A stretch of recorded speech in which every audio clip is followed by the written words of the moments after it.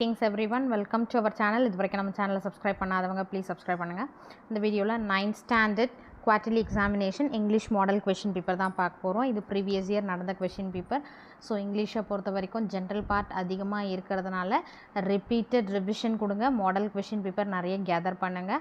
Gather பண்ணிவிட்டு அதை வந்து நீங்கள் ஓரல் டெஸ்ட் எழுதி பாருங்கள், டைம் இல்லை. ஸோ புக் பேக் எக்ஸசைஸ் எல்லாமே கவர் பண்ணிவிடுங்க. கிராமர் பார்ட்டில் வரக்கூடிய book back exercise so maximum அதில் தான் கவர் பண்ணுவாங்க இல்லைங்களா, அதனால் அதை நல்லா தரோவாக எடுத்துக்கோங்க. 1 மார்க்ஸ் நிறையன்றதுனால ஸோ ஈஸியாக நமக்கு ஆன்சர் பண்ணுறதுக்கு முடியும். ஏன்னா வந்து நமக்கு டியூரேஷனும் கம்மி, அதே மாதிரி அண்டர்ஸ்டாண்ட் பண்ணிவிட்டு அதை நம்ம ஆன்சர் பண்ண போகிறோம். அவ்வளோதான். பார்த்திங்கன்னா ஓவரால் மார்க்ஸ் 100. இதில் வந்து 14 மார்க்ஸ் 1 மார்க்ஸ் ஃபர்ஸ்ட் ரோமன் லெட்டர்லே சினானம்ஸ் 3 கேட்டிருக்காங்க. சரிங்களா, synonyms 3 and then antonyms 3. After that 7th question பார்த்தீங்கன்னா ஹோமோஃபோன்ஸ் சவுண்ட் இல்லையா, homophones. The man decided to dash his old house. Sell CELL அது வேறு வரும். செல் இது வந்து வேர்பில் வர செல், அதாவது என்னென்னா விற்கிறது. So the man decided to sell his old house like this homophone. அடுத்தது 8th derivative by adding prefix suffix. So ப்ரிஃபிக்ஸ்னா before the word and suffix after the word. Next 9th பார்த்தீங்கன்னா preposition, then full form of the word didn't. Then 11th appropriate prepositional phrase கேட்டிருக்காங்க. அடுத்து 12th இன்ஃபினிட்டிவ்னா என்ன, 2 + verb அந்த ஃபார்மில் நம்ம எழுதணும். அடுத்தது 13 anagram of the word earth. So anagram அந்த வேர்ட்ஸ் லெட்டர்ஸை வந்து நம்ம சேஞ்ச் பண்ணுவோம் இல்லைங்களா, அதுதான். அடுத்து 14 form a derivative by adding the right suffix to the word. Suffix so after the word நம்ம வரணும். ஜாய்ன்றது joyful like this 14 marks. So பார்த்திங்கன்னா அந்த கொஷின்ஸை படிக்கும் போதே இதில் வந்து ஈஸியாக 14 out of 14 வாங்கிடலாம். ஸோ இந்த மாதிரி ரிப்பீட்டட் மாடல் கொஷின் பேப்பர் நீங்கள் ப்ராக்டிஸ் பண்ணும்போது நீங்கள் செய்கிற மிஸ்டேக்ஸ் உங்களுக்கே வந்து கிளியராக புரியும். அப்போது நீங்கள் கரெக்ட் பண்ணிக்கிறதுக்கும் ஈஸியாக இருக்கும். ஸோ 14 1 மார்க்ஸ் நமக்கு வந்து தரோவாக இருந்தோம். ஐ மீன் இது ஜென்ரல் பார்ட்லேயும் கவர் ஆகுது. சினானம்ஸ், ஆன்டனம்ஸ் அண்ட் தென் இது ஃபுல்லாக homophones, prefix, suffix, prepositional phrase இந்த மாதிரி தான் இருக்கு இல்லையா, இன்ஃபினிட்டிவ், ஜெனரல்லாம். ஸோ அதில் வந்து பேசிக்ஸ் அப்படியே நீங்கள் தெரிஞ்சுக்கிட்டிங்கனாலே ரொம்ப ஈஸியாக அட்டன் பண்ணிடலாம். Then part 2 section 1 prose 3 × 2 6 marks. So இதில் நமக்கு வந்து 4 கொஷின்ஸ் கொடுத்துட்டு எனி 3 கேட்டிருக்காங்க. It's from pros. ஸோ அதனால் நீங்கள் வந்து 2 மார்க் கொஷின்ஸை லாஸ்ட்டாக பண்ணிவிட்டு ப்ரிப்ரேஷனில் வந்து லாஸ்ட்டாக வச்சுக்கோங்க. ஃபஸ்ட்டு 1 மார்க்ஸ் அதாவது ப்ரோஸ், போம், சப்ளிமெண்ட்ரியில் இருக்கக்கூடிய புக் பேக் எக்ஸசைஸில் இருக்கக்கூடிய எல்லா 1 மார்க்ஸும் பார்த்துக்கோங்க. சினானம்ஸ், ஆன்டனம்ஸ், கிராமர் பார்ட் இதெல்லாமே. அதுக்கு அடுத்தது பேராகிராஃப் கொஷின், ஓகேங்களா. நெக்ஸ்ட்டு லெட்டர் ரைட்டிங் ஏதாவது இருந்ததுன்னா அதை பார்த்துக்கோங்க. அடுத்து ஃபைனலாக 2 மார்க்குக்கு வாங்க. நெக்ஸ்ட்டு செக்ஷன் 2 போயட்ரி பார்த்தீங்கன்னா read the following sets of poetic lines and answer any 3 of the following questions. இதுவும் 2 மார்க்ஸ். ஸோ போம் லைன்ஸ் கொடுத்துட்டு அதிலேருந்து அப்ரிசியேஷன் கொஷின் கேட்பாங்க இல்லைங்களா, ஸோ அந்த கொஷின்ஸு 2 மார்க்ஸ் கொஷின்ஸை 4 கொஷின்ஸ் கொடுத்துட்டு எனி 3 எழுத சொல்கிறாங்க. நெக்ஸ்ட்டு பார்த்தீங்கன்னா செக்ஷன் 3 கிராமர் பார்ட். கிராமர் பார்ட்டில் rewrite the following sentence into superlative degree.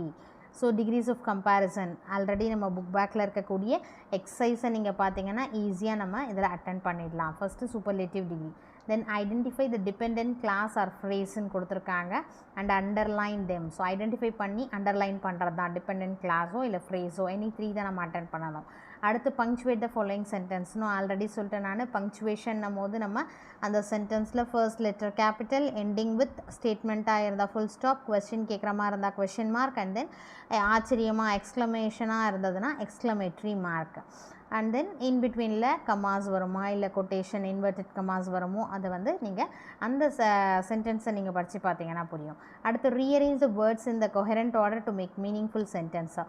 So words வந்து ஜம்பிள்ட் ஆகிருக்கும், அதை வந்து ஃப்ரேம் கரெக்ட் சீக்வன்ஸில் நீங்கள் எழுதணும். Next 27 make a sentence on your own using the given வேர்ட்ஸாக.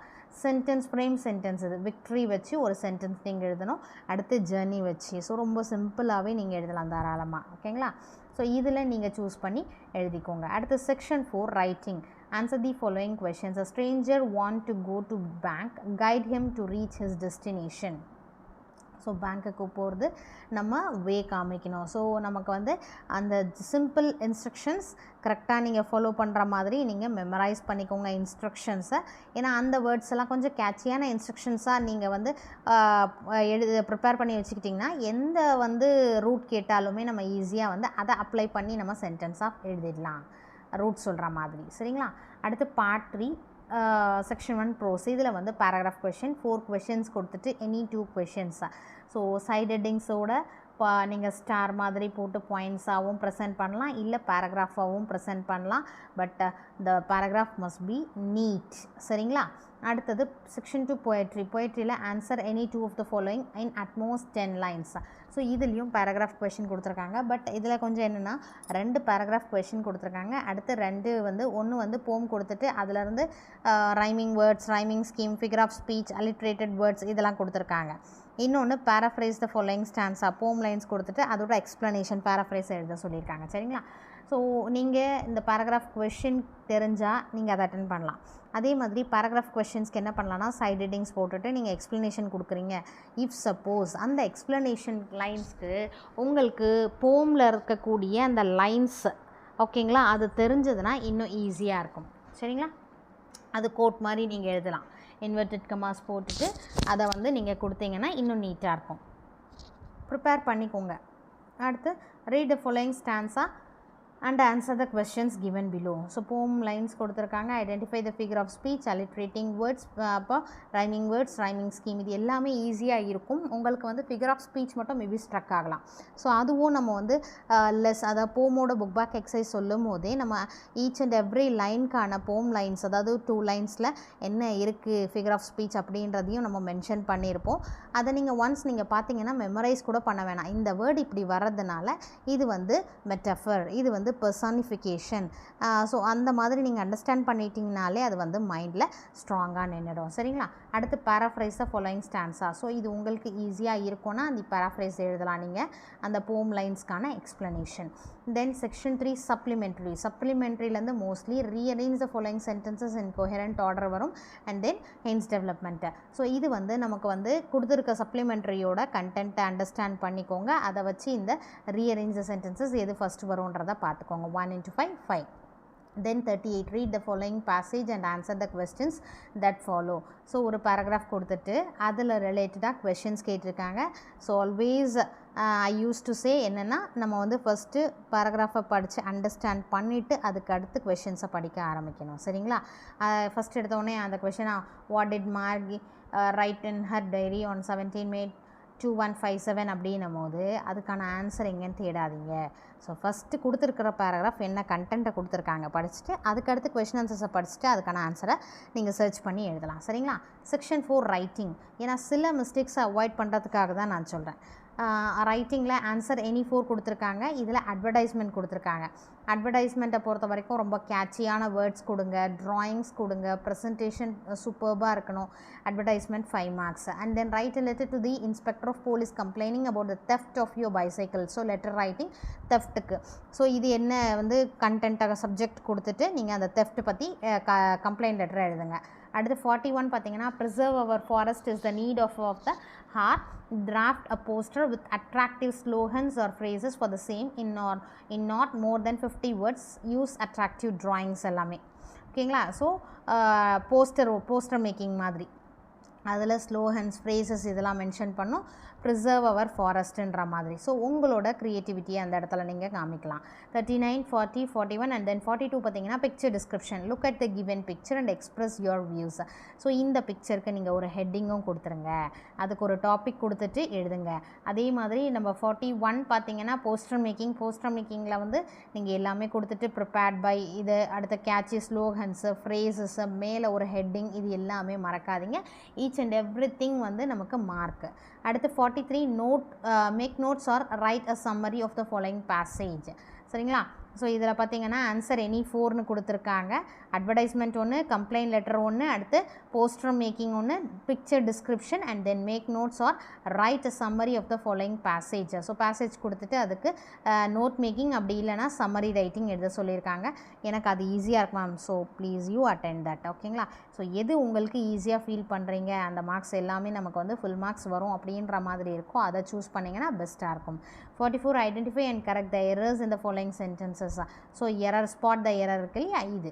So இது வந்து கிளியராக தெரிஞ்சால் நீங்கள் இதை அட்டன் பண்ணலாம். ஏன்னா நிறைய பேர் வந்து ஒரு 2 நம்ம வந்து கிளியராக தெரியும், அடுத்தது நமக்கு தெரியல அப்படின்னா இதை ஜஸ்ட் ஸ்கிப் பண்ணிவிடுங்க. இல்லை எனக்கு எல்லாமே கிளியராக தெரியும், எரர் ஸ்பாட் வந்து எனக்கு கரெக்டாக தெரியும் அப்படின்ற மாதிரி இருந்தால் இதை அட்டன் பண்ணுங்கள். செக்ஷன் 5 மெமரைட்டட்.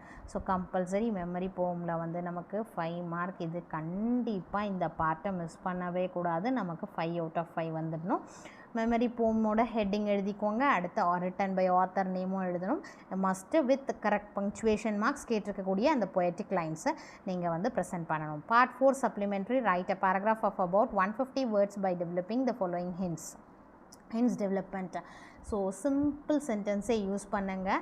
இதில் வந்து நீங்கள் வந்து அழகாக வந்து உங்களுக்கு தெரிஞ்ச சிம்பிள் சென்டென்ஸ்லேயே நீங்கள் ஃப்ரேம் பண்ணுங்கள். ஸோ 2 ஹிண்ட்ஸில் வந்து எது வந்து உங்களால் ஈஸியாக கொடுக்க முடியுமோ அதை வந்து கொஞ்சம் தெளிவாக சூஸ் பண்ணிவிடுங்க. பார்ட் 5 ஜென்ரல் காம்ப்ரிஹென்ஷன் 47ல் A read the following paragraph and answer the questions given below. 4 into 2 8 marks.